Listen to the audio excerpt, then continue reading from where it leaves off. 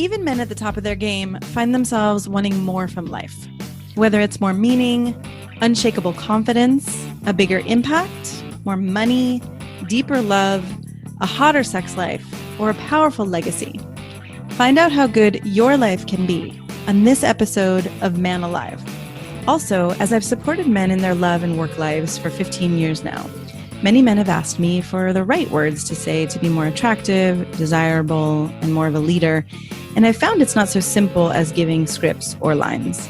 Because at the root of a connected and affectionate relationship and being more effective and inspiring at work is your ability to influence others. But most often, influence is not gained or lost with words. It's from what I call the invisible factors. So I created a quick guide for you called 3 Ways Men Lose Influence at Work and with Women, so you can understand how these invisible factors work and what has women and colleagues both more inspired to say yes. I think you're also going to be surprised to find out the moment when your influence actually begins. So grab the guide for free at shanajamescoaching.com/3ways. That's shanajamescoaching.com/3 and the word ways, WAYS. Or you can text ALIVE to 44144. That's the word ALIVE, ALIVE, to 44144. I hope you enjoy the guide and this episode. Hello, and welcome to this episode of Man Alive. I'm excited to be here today with Jeff Brown. Jeff, welcome. Thank you so much. So delighted to be here today. Yeah, we are going to talk about a new model of heroism for men, in addition to a couple other pieces around conscious love and the relationship between the masculine and the feminine. But I really love, Jeff, you just used this phrase. And I think it just is such a powerful way for us to look at, what you see for men. You've done a lot of work with soul shaping and calling and opening to awakenings and newer consciousness. And, so I think this is going to be a really great way to hold this all together. Great. And for those of you who don't know Jeff, let me give him a little introduction as we dive in. So, Jeff's life was on the path of doing what he was supposed to do, being on the dean's list as an undergraduate and then going to law school and apprenticing with top criminal lawyers. And as he was on the verge of his own law practice, heard a little voice telling him to just stop. And he actually listened to that voice. So there are many of us who I think hear different voices throughout time and don't actually listen to them, but he actually listened and found this deeper place of essential being that he's come to embody, or, that embodying, I think it's a lifelong path. But you've studied bioenergetics, body-centered psychotherapy, you did an MA in psychology, you've started your own business, publishing house. I could go on and on. You've been on ABC, you've been on Fox News, dozens of radio shows. So, I'm grateful to have your wisdom very available out in the world and grateful to have you here today. Great. Thank you. I'm not sure I can live up to any of those press clippings. That's what I love about you too, is your humility. So let's dive in with this idea of a new model of heroism for men. I think we could just cut right to it, but also feel free to add your personal stories of how you got here. But, what are you seeing that's possible now that maybe wasn't possible years or decades ago? Well, I feel like we were more lodged in what I would call a survivalistic structure, where we defined who we were by what put food on the table, what allowed us to survive. So our notions of bravery or heroism were primarily about our capacity to stay alive and just to get through this life and to take care of people around us. And Right. all of that is still important. It's not like we're moving beyond that prioritization, but I feel like now we're at the beginning of a very slow incremental bridge crossing towards a more authentic way of being. So authenticity rather than simply survivalism. So where we define ourselves not simply by what puts food on the table, but also by just fundamentally who we are, what our sacred purpose is, what is our encoded path, what And part of that is moving towards a more inclusive consciousness so that, for example, the malevolent masculine becomes the benevolent masculine. Uh-huh. Unawakened male becomes the more awakened or awakening male. And so much of that has to do with shifting downward into the heart, moving away from simply the mind and survival of the wits and brute force to a more surrendered and heartfelt way of being, and finding a way to weave that way of being into your capacity to survive. Mm-hmm. And I know, I mean, you've been on this spiritual awakening journey of opening your heart for a long time. Mm. And I'm imagining being a man listening to this and kind of having this sense of, wait, sacred purpose and surrender and all of these different, Yeah. supposedly in the past, they were seen as feminine ways or traits. And I'm curious for you, like your personal experience as a man, how have you maintained, I don't know if you would call it masculinity or your own sense of strength and, confidence and all of that, while also opening your heart? Mm. Well, I think that it takes a long time to find the weave where those ways of being become indistinguishable. At first, so I came in on an encoded level, I would say even on a soul level, as a pretty definitive warrior consciousness. I was born to be a trial lawyer. I worked with Ed Greenspan in Canada. I was primed and ready to become a prominent trial lawyer and to fight it out in a courtroom as I had fought it out with my family or my parents Uh-huh. in my childhood. So, I had that already well developed, very intact. And then the next stage of my own awakening just appeared to me at the right moment or the wrong moment. It was deeply inconvenient and very Yes. hard to integrate with functioning in the world when I was just about to begin my practice, as you had mentioned in the intro. And Yeah. so, for me, the work, and then I had to sort of push away from this warrior consciousness, this edgy, armored way of being that was familiar to me, and move in the direction of surrender, getting a lot of body work, peeling away the physical armor, peeling away the emotional armor with somatic psychotherapy. And then I think at some point, I started to move back into integration. So it's like, it was like I hadn't shed the warrior. I just put it off to the side. Uh-huh. And as I brought my writing into the world and began to develop as a publisher and all the rest of it, dealing with social media, I needed my warrior. Yeah. Only difference is that now he was integrated with a more authentic way of being. So I had the capacity for surrender and the capacity for intensity and armoring. And I call it conscious armoring. So your armor becomes a conscious process. It doesn't become an automatic process. Right. Right. So you're Right. Instead of just always being there, you can actually choose when it's really good for a situation and good for you. Yeah, sometimes you needed to deal with a survivalistic world. Just because you open into a more surrendered or receptive or authentic way of being doesn't mean the world did. You still have to survive economically and relationally in this world as Yeah. the world is. So you become conscious of it. You begin to witness yourself and notice when you're walking into a situation that requires you to kind of man up. And then you also notice when the situation is over, so you can come back down into a more authentic way of being. You just get conscious of the difference between all these different aspects of yourself, and then begin to develop each of them until they start to weave together into an actual way of being that is radically different than the one you started with. Well, a couple of things I found really interesting in what you just said. I mean, one is that idea of manning up. And it seems like to me, tell me if this is true, that part of what you had to go through was, in a way, a letting go of what you might look like to the outside or what the cultural expectations of being a man are, in order to really let yourself de-armor and go into these body-centered processes and heart-centered processes. Yeah. I mean, shedding the conditioning, Mm-hmm. um, Mm-hmm. and I'm not just sort of conditioning from the family and the culture, but probably what you came in with on a soul level. I mean, Right. I was a feisty character from the very beginning, and so in order to move in this other direction and include the feistiness, but not only be the feistiness, I had to really deal internally with all of that messaging around the unacceptability of being confused. As a conditioned male, I had to know who I was, be definitive on my path. I just wrote about this in the book that I'm writing. I had this experience in my 20s when I was on a vacation in, I think, Cancun, and this guy came up to me. He was just like a white, successful business kind of guy. He had that energy, and he started asking me about my path, and I said I was in law, but I left law, and I was exploring other possibilities. And he said to me, "Jack of all trades, master of none." And then he walked away, right?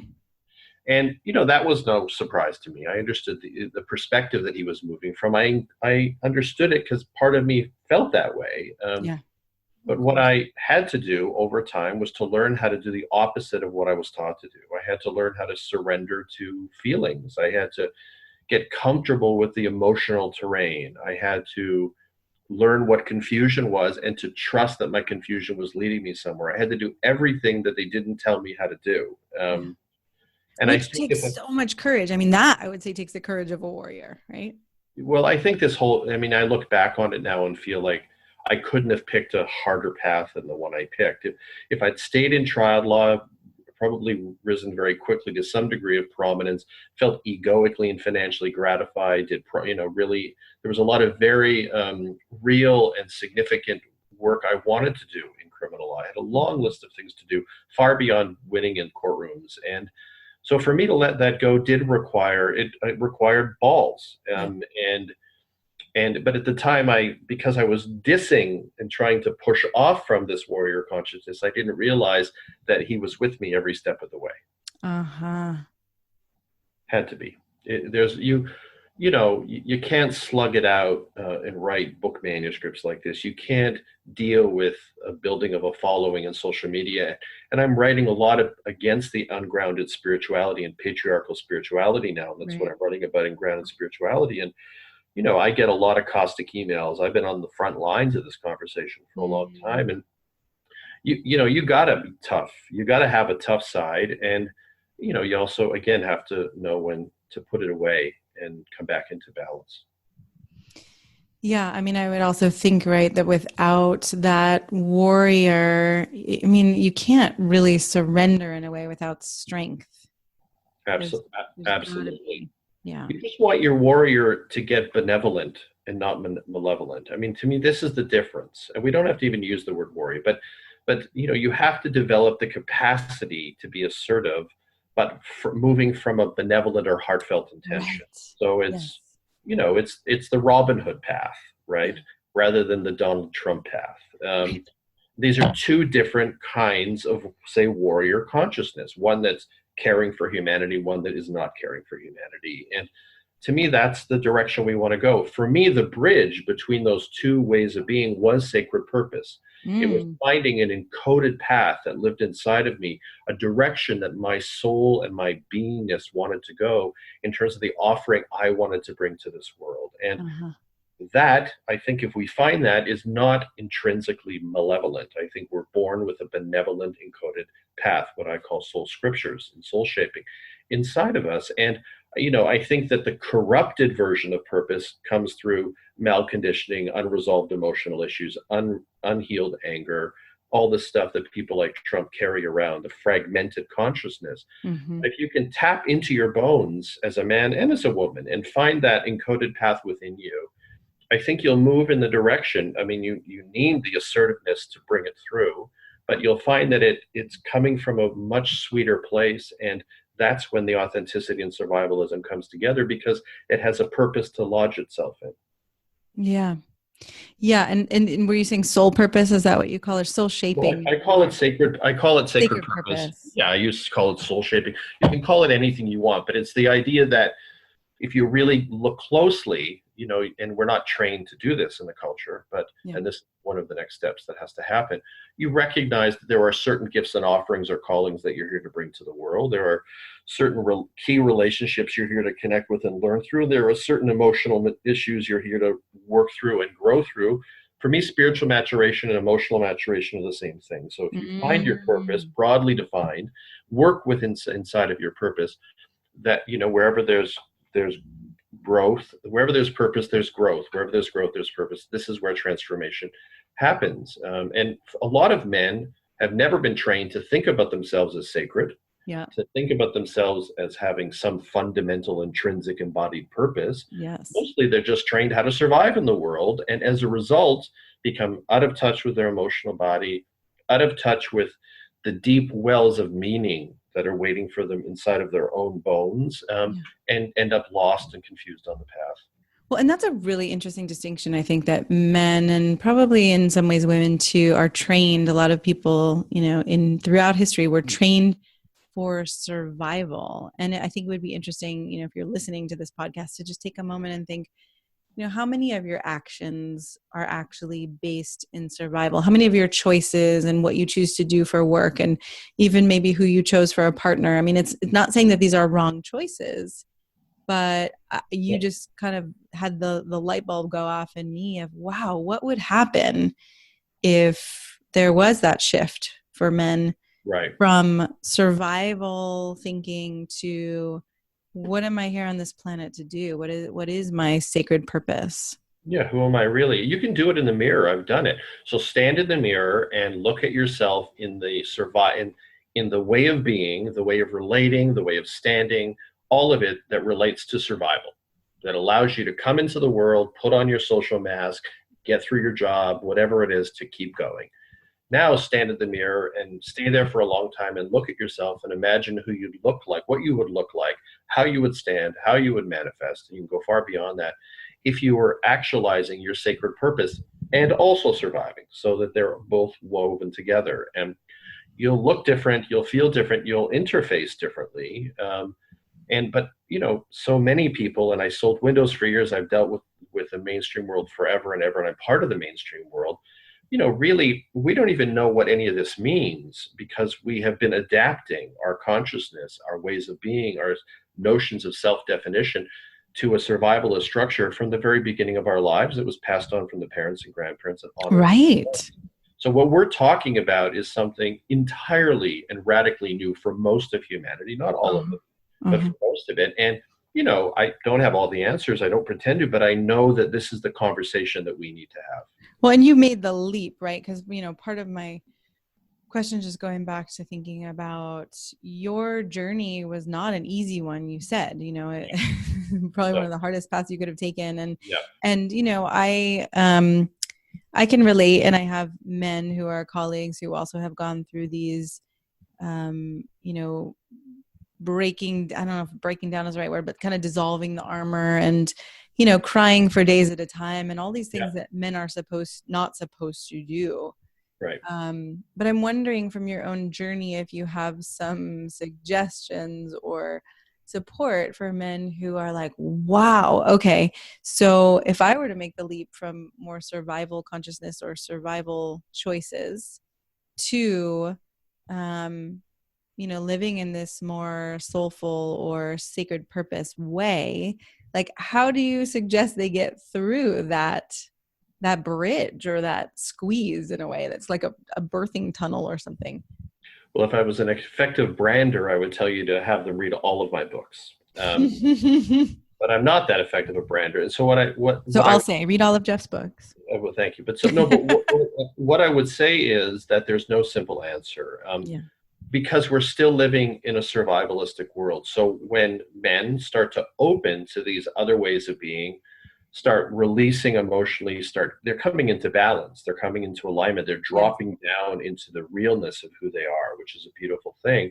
They're then confronted with a world that on a vibrational level and on a practical level is still not oriented in that direction. We're just Yeah. beginning to move in that direction. So they first of all have to be realistic about how far they can go. If they get ungrounded and unrealistic, quit their job, and suddenly they're going to teach yoga because they love yoga and it made them feel good, they got a problem often, because the world is not able to support that economically. You have to work like a dog, like I have, for 2 or 3 decades to be able to build an authentic structure economically that can support you. So Mm-hmm. be realistic about this process. You are a trailblazer for humanity. You are not going to get through all of it in 5 minutes. It doesn't. And I know the whole culture wants to sell us the idea of purpose in the Yeah. branding world for 5 minutes. It's not true. It's just not the way it really works. And so you have to do piece by piece and allow yourself to drop back into survivalism when you have to, And then when, again, conscious disarmoring, when that process is completed, come back home for the weekend and then go back in and do the deeper work. You have to weave with all aspects of reality in order to create sustainable transformation. Mm-hmm. And would you say that this is part of the new model of heroism for men? Like does this interface, this internal work interface then with the outer facing in the world? Yeah. So the way I think of just a new model of heroism is one that integrates survivalism and authenticity. So I think of someone like Justin Trudeau, the Prime Mm-hmm. Minister of Canada, for me as somebody who represents or embodies the two of them. He's trying to bring beautifully heartfelt, well-intentioned change to the world. Yeah. And at the same time, he's staying grounded, practical, dealing with the reality of people needing employment, dealing with the structural truths of a system, and trying to find a way to hold all of those realities together. To me, that's the next step. That's the movement. It's not, so John Wayne is not the hero anymore. Not Right. to say that he's wasn't brave, and not to say that we don't need soldiers, and not to say that they aren't remarkably courageous and heroic, but that there's also something else that is heroic too, and that is those men who are out there trying to find this way to weave together this very complicated dance between the armored self and the surrendered self. And this is, if we don't move in this direction, we're doomed as a species, because Yes. the malevolent warrior men are going to destroy the earth and destroy all of us. So we have to develop a whole movement that begins to understand the importance of this kind of more progressive integration, but in a way that's still pragmatic and realistic and not flaky and floaty. Right. Which, it's interesting because sometimes I work with men in the realm of how do you actually stand up for yourself, or like you said in the beginning, it's like, how do you have this way of being assertive but without being, I'm going to say, for lack of a better word, an asshole, right? Like, how do you Yeah. do it without the arrogance or without the righteousness? And how do you, as a man, bring even those tender, vulnerable parts without needing to defend them, or um, without the sense that there's something wrong or bad about those, right? It feels like this cultivation of, oh, this tender, vulnerable part of me. And I often want to talk about it as a strength, but I think even that is kind of stuck in this paradigm of like, well, it's because men have to be strong. Yeah. So, I mean, I think what we're talking about is just becoming a whole human, Yeah. which Yeah. is what we're talking about for both genders, for Mm-hmm. all genders. And I think that that's the direction that we need to go, so that, maybe we retain some degree of something called masculinity, but we just become humans, and all of us. And I think in terms of men moving in the direction of wholeness, let's say, or an inclusive consciousness, then they have to be, so that they aren't arrogant, but they can still be assertive, which I think Mm-hmm. was what you're asking. Mm-hmm. They have to do more work within their own emotional bodies, which is not easy. They have to drop down, and body-centered psychotherapy is like bioenergetics, core energetics, somatic experiencing, as Peter Levine's model, are very helpful to begin to get familiar with what you're holding. What Yeah. is your emotional terrain? What lives inside of you? And you can't do it overnight. You don't have to. It has to be integratable. Otherwise, you're just going to run away and go back to your armor even more intensely than before. So it's important to move at the right pace, integratable Right. pace. But it's also important to create space and time in your life to do the work, to learn how to get connected to your emotional body, clear the emotional debris you're holding, learn about how you hold it in your musculature, which is what Reich and Al Lowen and John Peracos, core energetics and bioenergetics masters, wrote about. And there is a lot of stuff out there about this, until eventually what happens is you begin to soften and change and transform. And so you're less likely to be arrogant, but you Mm-hmm. are still completely capable of being empowered and assertive. You still have self-possession. You have more self-possession, because instead of your definition of self coming from your conditioning, it's actually emanating from an authentic well of meaning that lives within you. I love that, right? Instead of coming from your conditioning or some kind of shell that's actually more empty or shallow or something you need to work to protect. It actually comes from this deeper, genuine, soulful place where there isn't a need um, to protect it or lash out, in order to Well, defend well, it. well, a lot of the lashing out is just misplaced aggression. I mean, we have vilified anger in the culture and in the spiritual world to such an Mm-hmm. extent that nobody knows what to do with their anger. We haven't developed healthy models for release. Mm-hmm.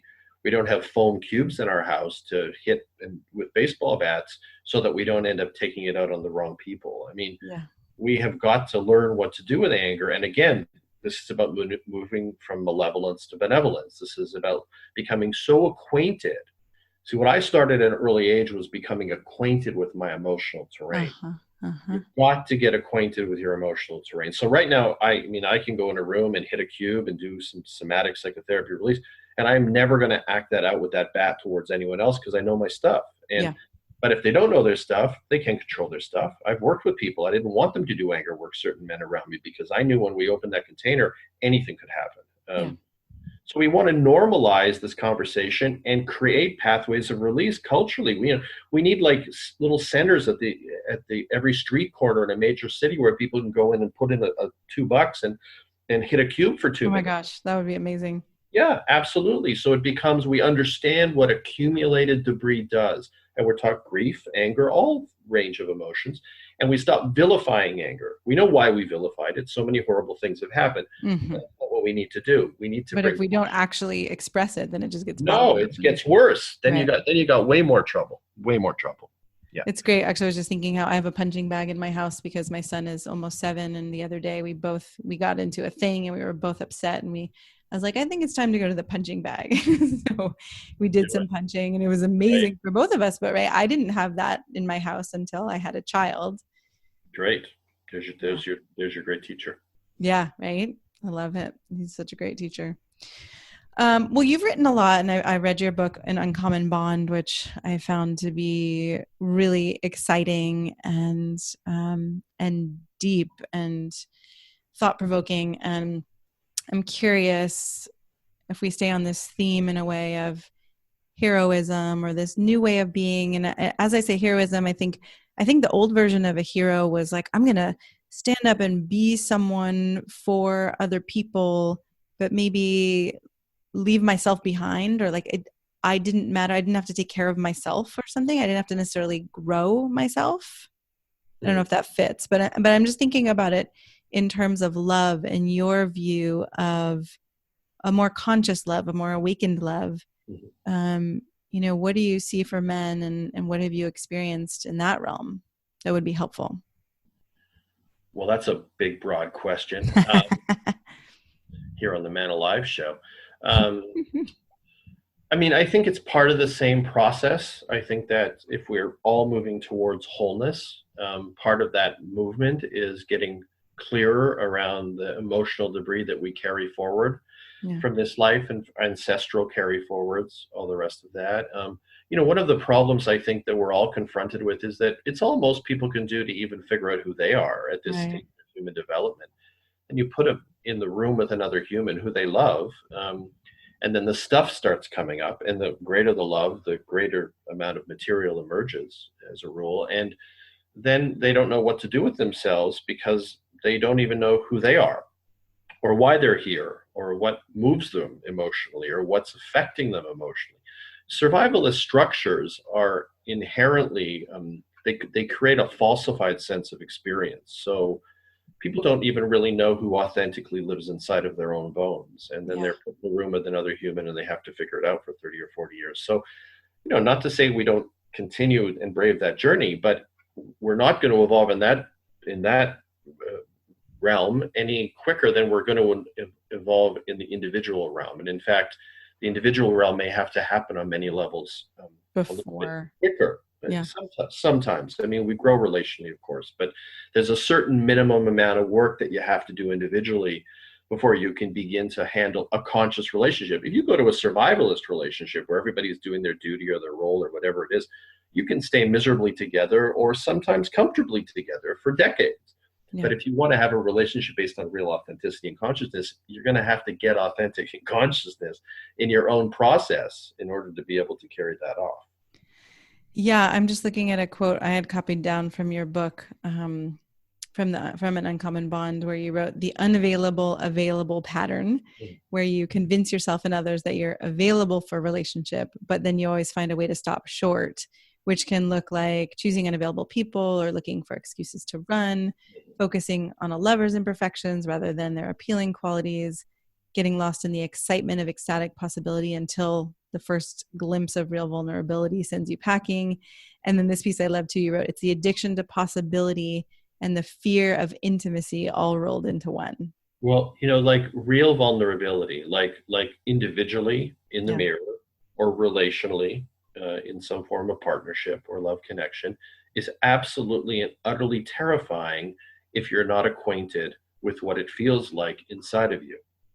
So people may want it, they may dream about it, they may love all their favorite love songs and play them like mantra. But that has nothing to do with what's going to happen when it really walks in the door. Because Yeah. now all of a sudden you're confronted often with the fact that you don't know anything about who you are and you don't Mm-hmm. know anything about how you feel. And you Mm-hmm. have no idea where all of these fears of abandonment, of betrayal, of, your engulfment wound, any of this, if you haven't done work on yourself in this inauthentic structure of a culture, then it's very hard to suddenly find out what vulnerability feels like. And it is an extraordinarily uncomfortable and potentially brilliantly delightful path. But many people who talk about it, haven't experienced the deepest levels of vulnerability. And often when they do, they want to run away, and their psyche Yeah. finds all kinds of reasons why they have to. And so, this Yeah. is a complicated dance, all of it. It is complicated, and in my own body and experience in that vulnerability, it can sometimes feel like death or like I'm burning Yeah, inside.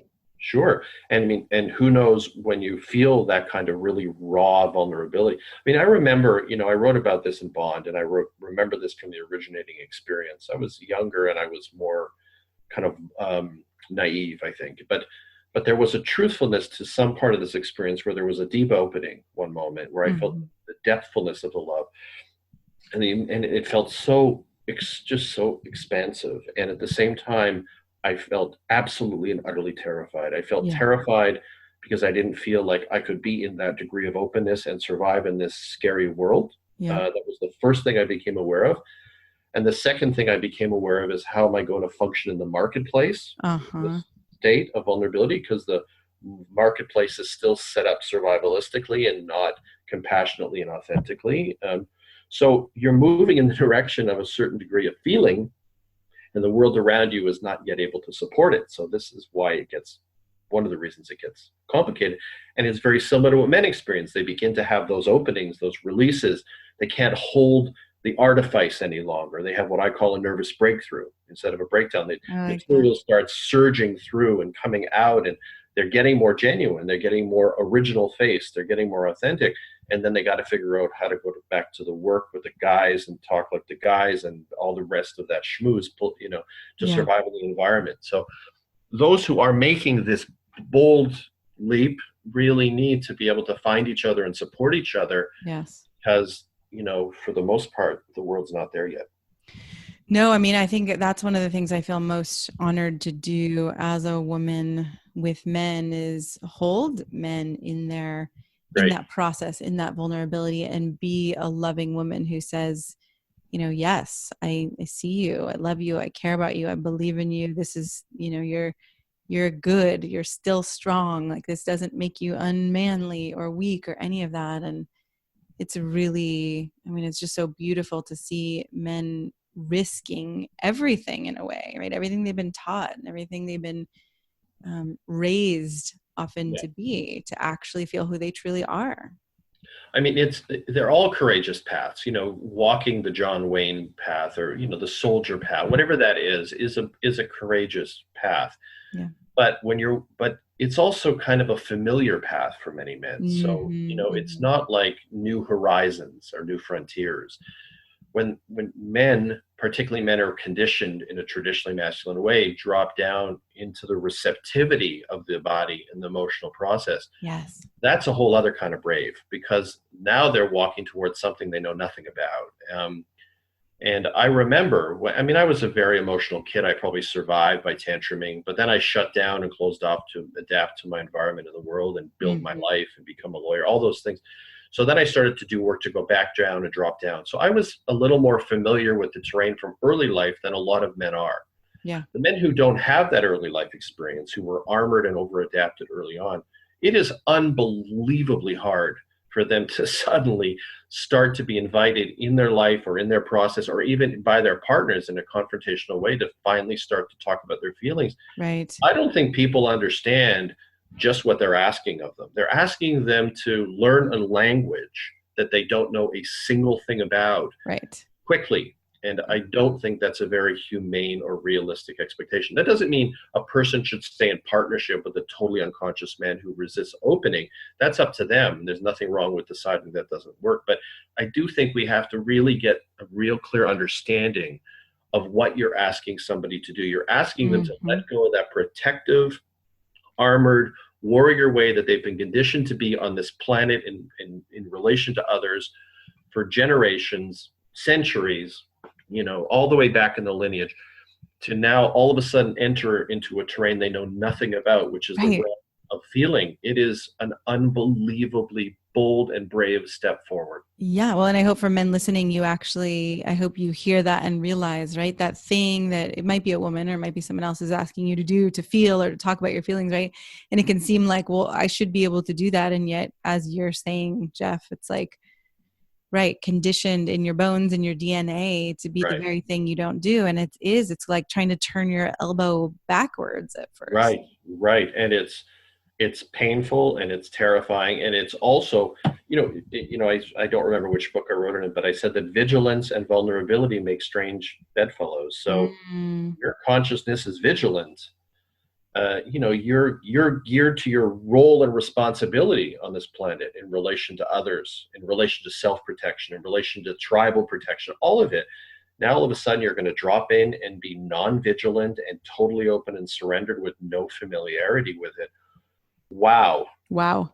Something. So, okay, so part of what I'm noticing as we go down this path is, we've been talking a lot about how challenging it is. And I think, and this is what I often see when men come to me and they say, my relationship, and, often I work with heterosexual men, but my relationship with my partner, my wife, it's dying. It doesn't feel intimate anymore. There's no, the lust is fading. I think a lot of it does happen because this level of intimacy, this connection isn't happening. And so I think it's worth it for a lot of men to step onto this path. But I am noticing that we're talking about the challenge and the difficulty. And so um, I'm wondering whether you have like a glimpse of hope. I mean, I don't think this is a Yeah, hopeless yeah, yeah, yeah, conversation. yeah. No, no, no. Well, I mean, I think that I'm often counteracting the The brand glib. Yep. the branding bullshit out there Yes. about how things go. People are pretending they're somewhere they're not to sell Yes. product. So there's just so much of that. But no, I think there is hope. I just think that you have to have a real understanding of what you're stepping into and do it with real consciousness. Yeah. And for both parties to be real. So if you're going to shift from, say, a survivalist version of intimacy, which is Mm-hmm. based on physicality and not really knowing the person and all kinds of projection, eventually that will fade, because what's happening is the person's getting more real for you. You're Yes. getting more real in relation to them, they in relation to you. So now you have to step into, and there is hope if there's willingness to do the work. You have to then step into a way of relating to the other person that's about seeing who's really in front of you, and Mm-hmm. and unclothed in every sense, and you're doing the same for them. And then you have to find a way to bridge intimacy through that portal of genuineness. And that's a whole other world altogether. And I think the struggle that many people are having now is that they don't know how to make that step, or they don't have the willingness to make it. They just want to leave and move on and find another survivalist turn Right. on before that fades out. And so we can do this work. We have to do this work. We're the trailblazers if we're going to do the work. but we have to do it incrementally, and we can't be too hard on ourselves or on each other, because we're trying to create and co-create an entirely new realm of a relational experience. Yeah. You know, Well, if you and look that's what I find interesting. I just had this download the other day come of like a script that a man could hand to a woman or anyone really, when he is feeling vulnerable and feeling emotional and not sure if she's going to be kind, right? If she's going to sit there and do a thing that she's done of judging and assessing.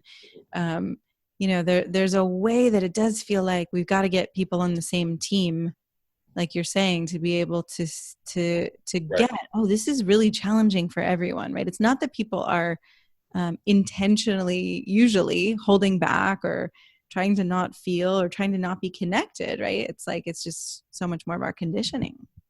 absolutely. I mean, if you think of the spiritual world, you go to a bookstore and you look at spiritual books, almost all the old models of spirituality, awakening consciousness, this bullshit notion of enlightenment, are written by like old Indian men. Mm-hmm.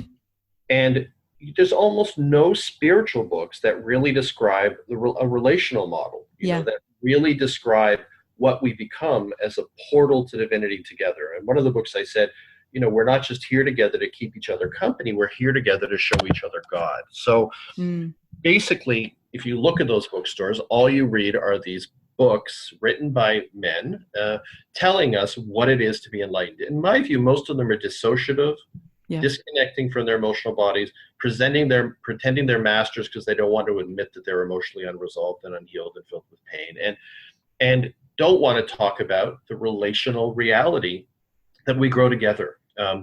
So we're spiritually, psychologically, culturally, structurally at the beginning of an authentic relational way of being as the only way to move forward. And so, I talk about it because I think if people are going to brave the journey, they need sociological context for where they're coming from and where they're going. And it will help to infuse them with energy and to understand the significance ancestrally of the work they're doing, and make them realistic about it, so they don't expect to get all the way there in 5 years, 5 minutes, 5 years, right? Even 5 years, whatever, any of it, right? Yeah. You're doing the work for generations that couldn't do it before, who were trapped in survivalist realities. It's an amazing thing that you're doing, but we are the in-betweeners between survivalistic and authentic ways of relating. And so it's true. It's an interesting time to be alive. Well, what would you suggest, where can men find you, and what would be the first step you would have them take if they, resonate with what you're saying? You've got so many different books and options. If they were going to read one of my books, I would probably say Soul Shaping, the very first book that North Atlantic published, because I just go through kind of all the steps of my journey to befriend the confusion and figure it out on the path. I think some of Robert Augustus Masters' books about emotional process and emotional healing are helpful. I like Philip Shepard's work. I love his book, A Radical Wholeness. I think there's that. And I think there are people out there like Jason Diggs, who's doing authentic relating work, traveling around doing that kind of stuff. Jason is a colleague of mine. And I think he holds it. And my sense is that he holds it in a very, very good way. I have a friend, Gabrielle Strauss, GabrielleStrauss.com, who's, you can catch him online and do session work with him. He's doing this kind of work. Terry Hunt at Omega Center, Esalen, all these places, they're invitations to great options. Surrender to yourself in these ways. Yeah. Well, thank you so much, not just for having this conversation, but for, walking the path and taking the uncomfortable road and the road of dissolution and breaking down who you came in as, in a way, or who you were guided or expected to be, in a way, by the more cultural context, and really finding this deeper path. It's inspiring. Thank you. It's been a hard walk, but it's my walk, and Thank you. I'm so glad you joined us for today's episode of Man Alive. I hope it gives you a sense of what's possible and how good your life can be. If you like what you heard, I'd be so grateful for you to subscribe to Man Alive and write a quick review that helps men like you find us. And again, head over to shanajamescoaching.com/manalive to get outtakes, videos, and raw footage I only share there. These are some of the most interesting parts of these expert conversations. You can also grab your copy of The Unknown Power to accelerate your career and solidify your confidence with women, because the two are related, and I know you don't have to settle for one or the other. Join us each week for a new episode of Man Alive.